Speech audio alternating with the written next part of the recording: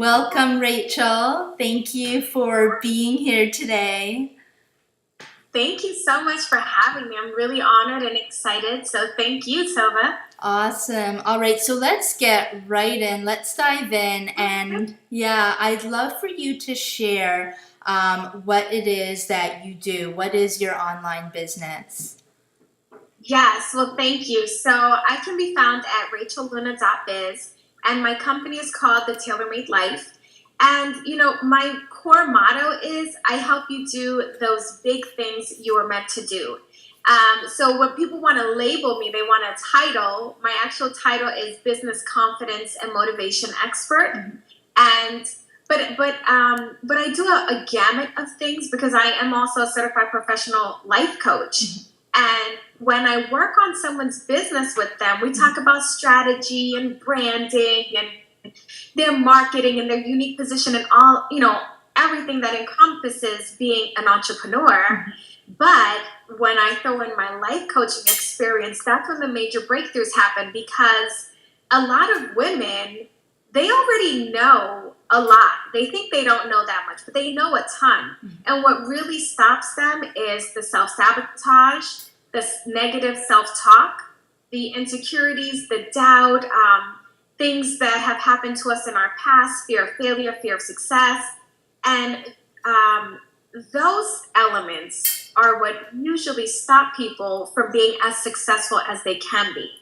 I love So that. Yeah. once I start hearing things that are most often not being said, oftentimes no one is really coming out to say like, I'm so terrified of this. But I'll hear a bit of resistance.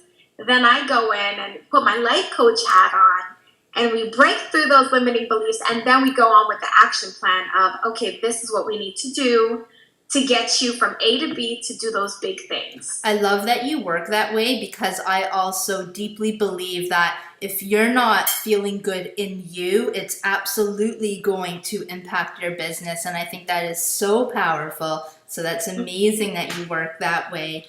I'd love to know, before this business, were there other businesses that you started, or is this your first venture?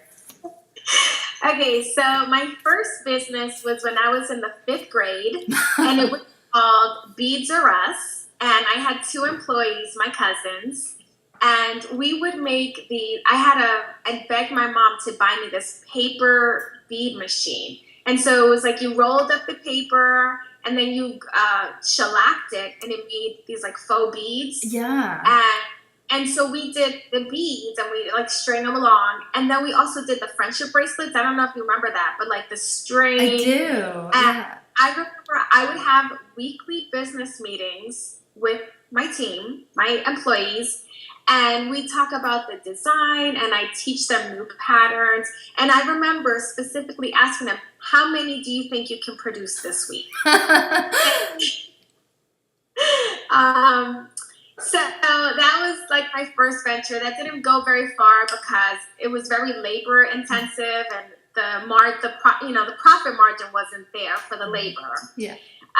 And then, of course, I'm a former Marine, so I was in the United States Marine Corps for several years, and I worked in corporate America, and I did all these things.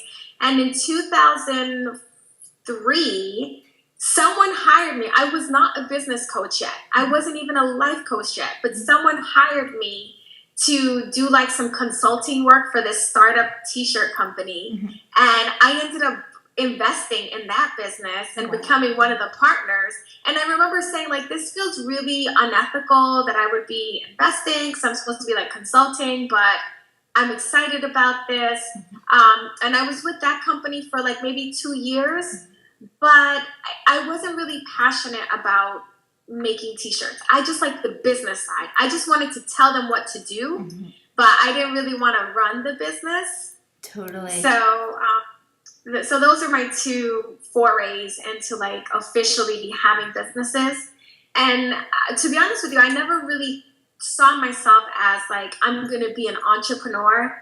I always saw myself as this motivational person, this person that was always like helping people get their big ideas out into the world. And when I found out about life coaching, I thought, perfect. That's amazing.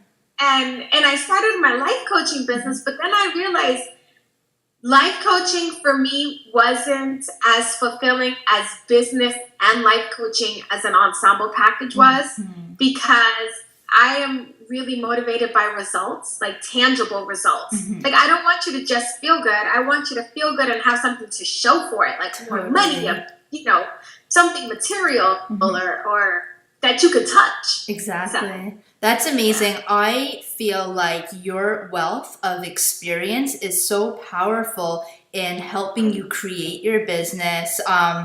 So I would love to take a few moments and backtrack. So you, through helping someone else's business, you must have learned a lot of like key strategies to bring into your business now. yes. I'd also love to hear, is there something about being in the Marine Corps, like something about a mentality that has helped with how you run your business? Okay, so let me tackle the first part. Definitely. Is that yes, not only in helping, you know, businesses in the past, and people have always asked me for advice. I'm not quite sure why people always came to me for advice, but they did. It's kind of funny. But even now today, every time I work with my clients, I learn stuff from them, because we get into this very creative cocoon, if you will, and sometimes I come up with things that I had never previously thought of for clients in the past, but I'm so inspired by their work and what they're doing that I'm able to walk away with another nugget, another strategy, another tool or tip or technique that we can implement going forward. And for me, that's the most exciting thing. You know, I hate to do like blueprints and cookie cutter type things. And I had a client the other day ask me, she's like, could you send me like a checklist of everything we're going to do? I said, well, I can create one specific to you, but I don't have a plan that I use with every customer or every client, because you're each so unique. I love that. And I want to encourage people to not follow what you see other people doing because you think that's the way. That's not necessarily the way. Yeah. The way is what feels good for you and what's going to be the best for your clients. Yeah. What's going to be the best way to serve them. That's the way. I you love know, that. of course, there are some marketing strategies that you could throw in there, and that we'll talk about that. But the real way is what feels good for you and what's going to give them the best value. Yeah. So that's kind of what I've learned along the way. With the Marine Corps, oh my gosh, I go all day on it. With the Marine Corps, first of all, it was one of the best experiences of my life. And a couple things I learned that just resonate the most is, number one is integrity. And that's really, really sort of instilled in us, even in boot camp. It's especially in boot camp, is integrity. It's doing the right thing when no one is around to see you do wrong, right? So it's like being who you are in private the same way that you are in public. And for me, integrity has always been really, really important, not just in my personal life, but also in my business. So, for example, I spoke about this with a friend the other day. I do these discovery sessions, and I, give my time for free. We sit together for like 20 to 45 minutes, and we see like what's going on in your business and how can I help you. And usually at the end of that call, I'll invite them to work with me. But sometimes that you're not the right person. You're not the right fit. You really can't serve that person. And it's hard in the beginning, because in the beginning you're thinking, I got to make the money. So yes to everybody, yes to everything. Hire me, hire me, hire me. But as you go along, you learn to say, I've had a great time talking with you, and I'd love to see who you find to be the perfect coach for you. And if I can be of support in the future, I definitely would love to do that. But I don't think I'm the best person for you right now. Wow. And that's integrity. Yeah. That's, saying no to money is integrity. Because at the end of the day, if I say yes to someone I know I can't help, I'm stealing from them. Absolutely. And that's being integrity. I feel like right there you just gave some of the best advice, and I hope that people rewind and listen to that again because that is so good. Like two things you said there. Number one is don't follow a blueprint, like follow your heart, do what makes sense to you.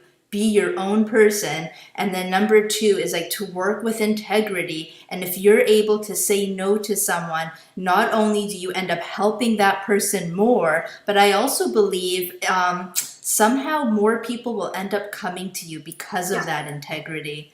Yeah, I love that. It's amazing. I would love to know, so if you can go back, did you start with an online business or did you start offline with your current network and where you live? How did you go about that? Okay, that makes me giggle. Yeah. Okay, first of all, just so everybody knows, I'm freezing. It's Okay. so cold in the house. That's what's like on. Yeah, awesome. I can't. I have to think clearly, and I have to be warm for that. Okay, so I giggle when you ask that question because I had an online presence, but it was really the worst website. It was horrible, this website.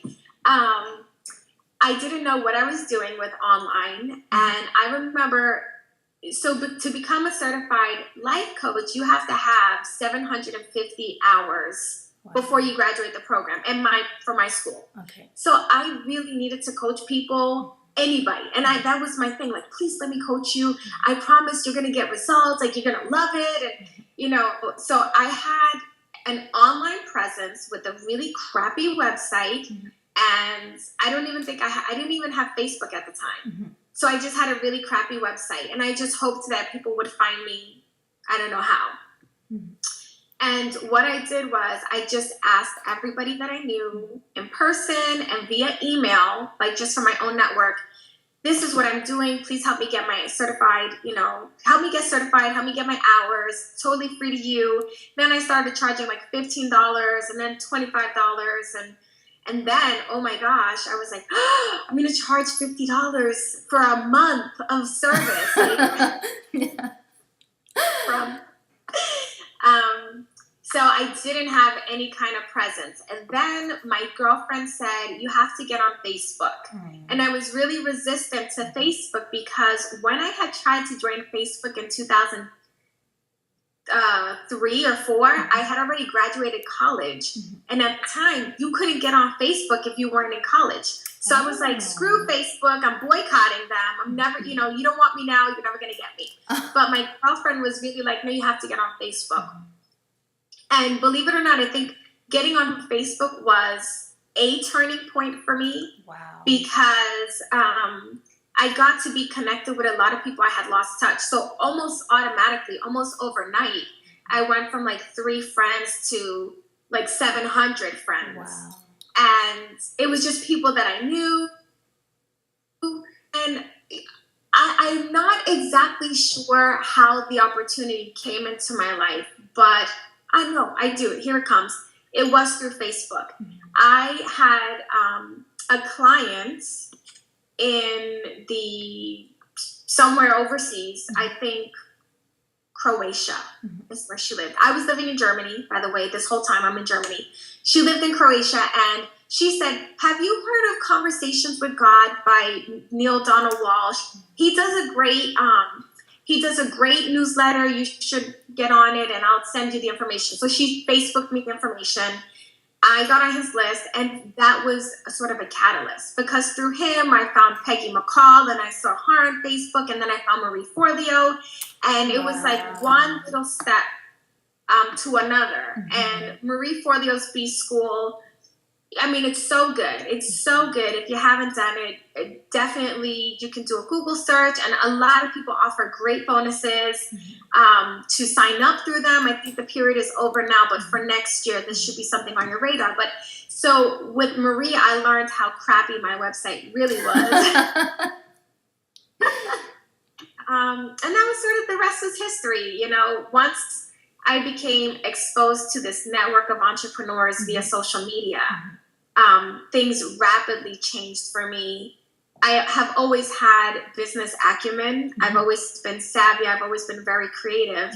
But now I had a new opportunity to leverage online marketing. I love it. I feel like everything you've said is so important. And I feel that from the very start. I mean, you can use the word hustle, but like you didn't just sit back. You went out and you wrote or you called, you asked all of your friends, all of your people. Like that for many people is a hard step, but I think it's a necessary step. And you did that. And I don't know, did anyone even tell you, or that's just your nature? You just went out and did that. I just did it. It's always been in my nature to like go after what I want. It's amazing. Yeah. And I think, I kind of feel like if someone had told me to do it, I probably would have done even more. Yeah. So I honestly would. Like if I had a business coach at that time when I was coming up, like holding my hand to say like, do this, I probably would have done a lot more, a lot faster. Yeah. Excuse me, but I was only relying on my own motivation. And that's what got me was like, I knew people were not finding me. Yeah. I knew my website wasn't good enough. So I knew that there were key components that I didn't know. And my drive was, what don't I know? I need to learn what I don't know. That's and awesome. That was a driving force for me. Like, how can I learn more? How can I be better?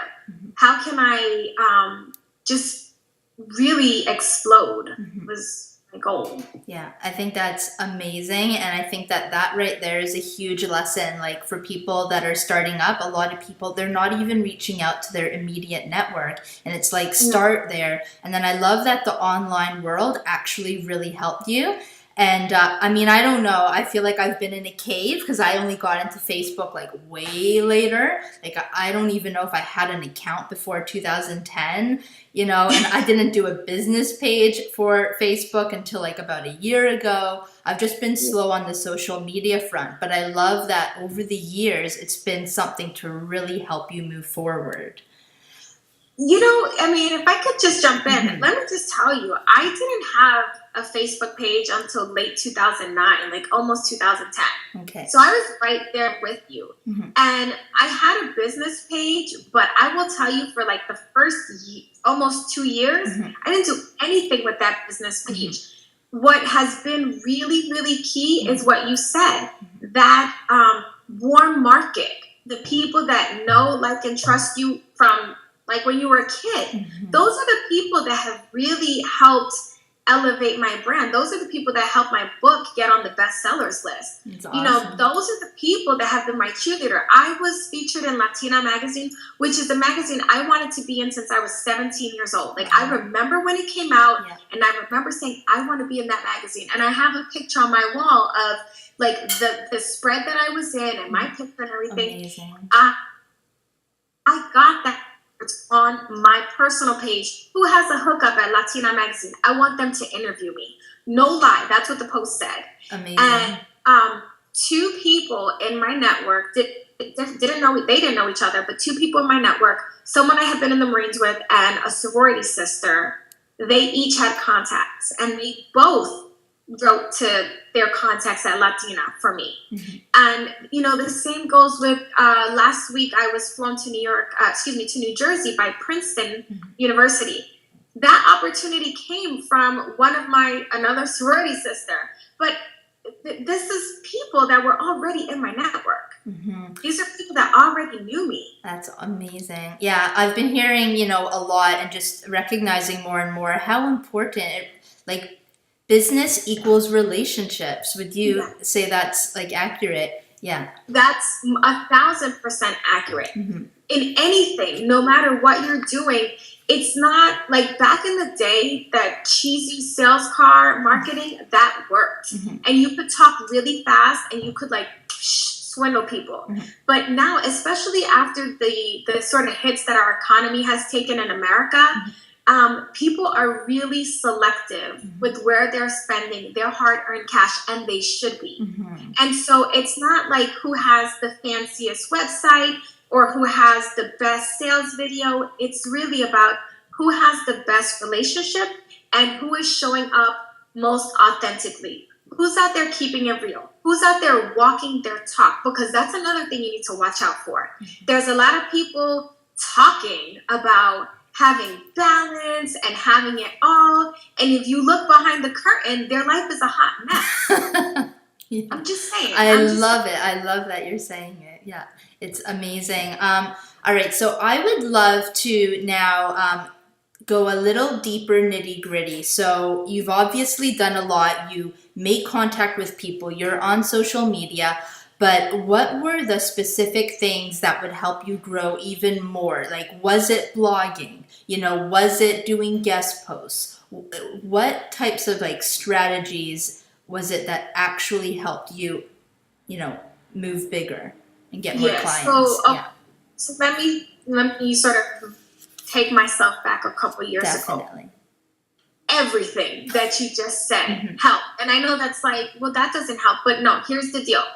Yes, guest blogging was great because being featured on someone else's website drives traffic back to you always. So in the beginning, my goal was always to have at least 1 to 2 guest blog posts a month on someone else's site. Getting interviewed for summits and things like that was really great because that's like a huge market. Now, I know some people say, well, how do I get that? Go ask. If you see someone hosting a telesummit and it's starting to get promotion, just go up and say, hey, I think I would be great for your audience. This is what I have to offer. The other thing that I did was I asked for word of mouth referrals. And that's gold. Like getting people to refer you. Everyone wants to buy from someone that's been recommended to them. Definitely. Nobody wants to be the first to take a chance on somebody. So word of mouth referral was really key. And then honestly, consistency is the most important. So whether you're writing a blog, whether you're doing videos, whatever avenue you're choosing to deliver value to your audience, you have to be consistent. And I can tell you that I know this because I made the mistake. There was like a 6-month period after, listen to this, after I launched my book and it became a bestseller, I hit the upper limit. You know, the upper limit problem? Oh, yes. Yeah. So if anybody's not listening, upper limit problem is when you reach a portion of success and you can't see yourself going any higher. You are totally stuck and you start to sabotage yourself in a lot of ways. So at the time I didn't have a coach, which again, like that was so detrimental to me, was that I didn't have anyone pushing me. I hit the upper limit. I, no lies, laid in bed for 3 weeks. I only got up to take my kids to school and pick them up. But I laid in bed for 3 weeks after hitting the bestsellers list. And I fell off the consistency wagon. And the 6 months after my book launch, even though I was hot, people wanted me, I was repelling people. I just wasn't showing up the way I had been in the past, which is what had gotten me to that, small time level of notoriety. I'm not like a New York Times, but so that 6 months almost ruined my business. Wow. Because I didn't stay consistent. And then I had to get back on the horse and say, remember me, I wrote this bestseller. But once I got really consistent, and now my list knows you're going to get an email from me on Thursday or Friday. And then I'm really transparent. It's either Thursday or Friday, depending on what day I volunteer at school. Yeah. Because I'm a mom. Yeah. But the consistency, showing up for them in the way that you said you were going to show up, totally trumps anything else you could do. I love that. I agree. And I think it's also so powerful. And I think it is common. Anyone that is creating a huge project, and I consider a book a huge project, it's almost like there's so much work. You're climbing so hard, and then it's just like whoosh, you're exhausted. Yes. And so I feel that, what happened, it makes sense. And I know from experience that happens. And so I feel the question is, what can you do to find some sort of baseline? And would you suggest something like recognize that this is sort of like what happened, so find a way to prepare beforehand, or what would be your advice so that you don't fall down so low? Yes. So my advice would be to have an accountability team in place. Ah. Hands down. So Mhm. I'm actually working on my next book right now. I have a Wow. book coach. I have a business coach, believe it or not, because I have already hit some benchmarks in my business that were scary for me. Mhm. So I personally have a coach who's pushing me to that next level because we Awesome. all have that. Mhm. You know, we all have those limits. And I think the person that tells you, like, I don't have any fear, I'm not insecure. No, they don't even believe that. You know, they're telling you that to try to convince themselves. So have a team in place. So for me, when the next book launches, which is still like at least a year out because I have to finish it, but we not only do we have a strategy in place of how we're going to do the launch, but we also have a post-launch campaign brewing. Amazing. Yeah. And I have people that are up my butt to say, like, we need this from you. You need to get this done. If you don't, then this will happen. You're not going to make the kind of money. You're not going to get the TV segments. You're not going to get this. You're not going to get that. So for me, accountability is the most important. Yeah, I feel also what you're sharing right now is brilliant and valuable because I know we're sort of going a little off track, but writing a book, it's not just about writing the book. Like if you don't have Hay House or whoever publishing you, you've got to do all that other work. And that to me is the harder work. And I love, yeah. Yeah, but you know what? Here's the thing though. Even if you do have, big publishing house, pumping it out for you, you are still now responsible for a lot. Like 98% of the marketing of your book comes from you. Amazing. They can open some doors, they can get you on, a couple of radio stations, but they don't have those budgets that they once had. So, and I'll just share this, if anybody is writing a book, while you're writing the book, you need to be promoting it. You promote that book before the last word is written, before the full idea of your book is even conceived. You promote, you build your platform now and get them excited and collect those names on a list. What I did was, it's okay if I share this? Oh yes, what you're sharing right now is worth millions. Yeah. So what I did was I actually pre-sold copies of my book like 7 or 8 months before the book was even finished. And it was like for maybe $10 or something really low. And I marketed that to my warm crowd, my warm leads. And what that did was, number one, that gave me accountability because I had taken money from these people. And if I didn't finish the book, I'd have to reimburse them. That also gave me some startup capital to actually produce the book because I had to pay for a cover and editor and printing, the whole thing. And then that also helped me have already a little tribe of people that were excited to say that they were the first people to get the copy because they were getting a preview copy and then they were getting the hard copy. And then their copy was being autographed. So when the book launched, I already had like a little mini tribe of people saying like, this book is so great and buy it and blah, blah, blah, blah.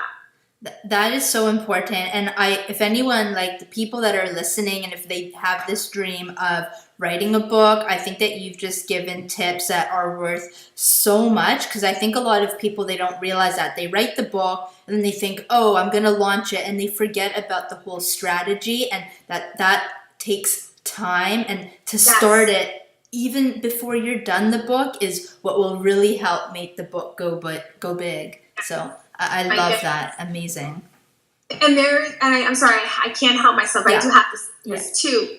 There are so many elements of the pre-launch, and it does take time. So however much time you think you need, add on like an extra month. Beautiful. Because you have to do testing and website, and if you're going to do bonuses, and you always want to drive traffic right back to your website, courtesy of the book. So that's super, super important. And I also want to say that you can apply these tips not just to a book, to any kind of product launch. Definitely. Any kind of program. You want to drum up excitement. You want people that have already been through it, sending out testimonials, and you want to get brand ambassadors on board to say, like, my name is Rachel Luna and I support this. And all that really, really helps for a successful launch of anything. Absolutely. That is amazing. Thank you so much. I am curious. I have found, for example, a book is not necessarily as profitable as a program, like a digital online, and yet it takes just as much heart and soul, if not more. So what is the driving force for you? Is it just like this book is in you and it must come out? Is that what it is? Yes, I love it. That's what it is. Because I will tell you this, the only way that you're going to really clean house financially with a book is if you're selling hundreds of thousands of copies. Exactly. And with that, you need a platform of several 100,000 people.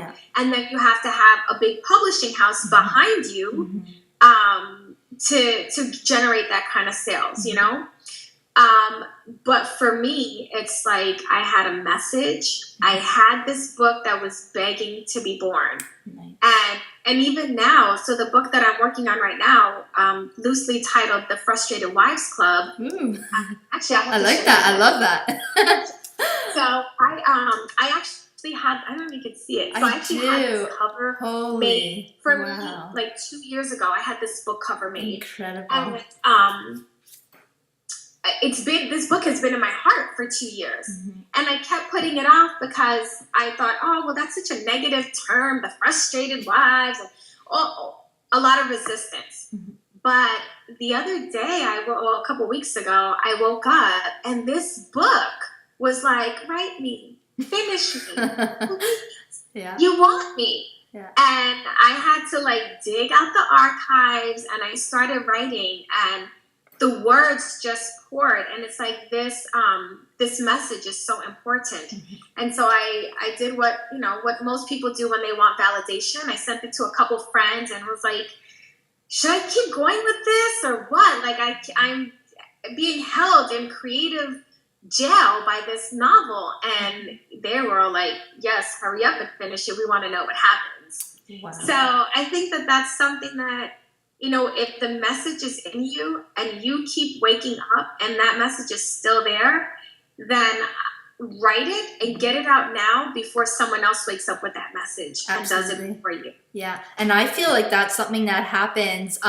It's sort of like there's a message that needs to be sent out to the world and it's passing through you. Are you going to be the person to deliver it? If you're not, that message is going to float on to the next person. So you better go do it. I love it. And I love that. To me, everything that you're doing, it is integrity. You're not doing it just for the profits because a book isn't necessarily so profitable. It's like, this is the heart and you're doing it. I love that. Thank you. It's amazing. I probably would have made a lot more money if I had been doing things for the money. But unfortunately, I'm not money driven, not motivated by money. I'm motivated by getting people results.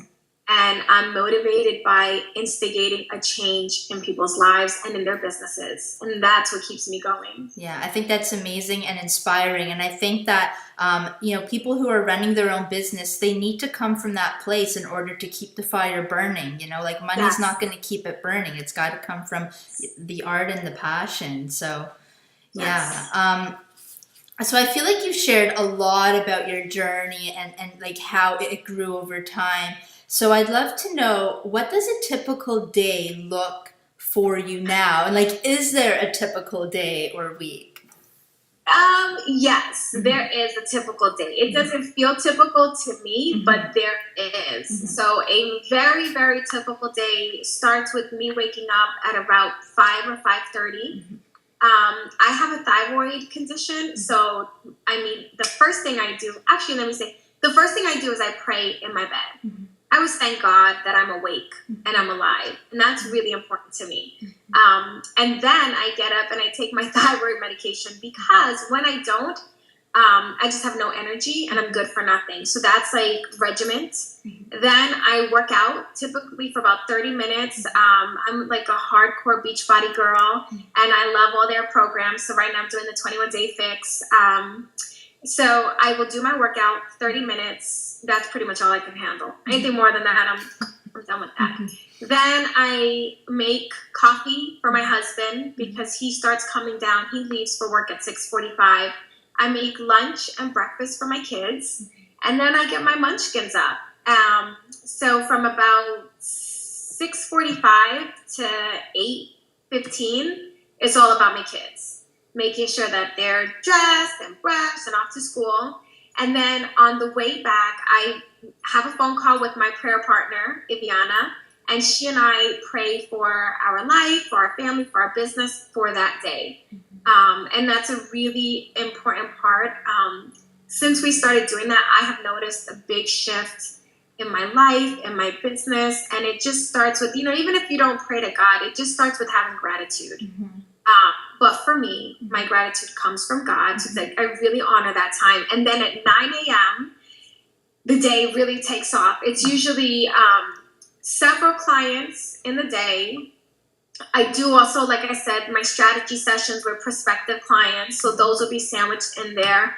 And then depending on the day, I will either be writing or shooting a video, following up with clients. I do a lot of back end work for my clients. So it's like research things for them. Oh, wow. And then on Fridays, I volunteer at my daughter's school. Wow. So, and then at 2 o'clock, so all that happens between like 9 to 2. At 2 o'clock, the laptop closes. I can pick up my kids from school. And we come back, we do homework, we have dinner, play outside, play dates. On Wednesdays, we go to church. And my kids are involved in the baby church program. And I go to Bible study. And then bath time, bedtime, stories. And once they go to sleep, then I get back on the computer and I write and I follow up, or I get on my journal and I journal, ideas. And on Thursdays, non-negotiable, I watch Grey's Anatomy and Scandal. I love it. Wow. First of all, everything you said is so inspiring. When you talked about especially your morning, like that sacred time, like my heart just felt like that is so beautiful.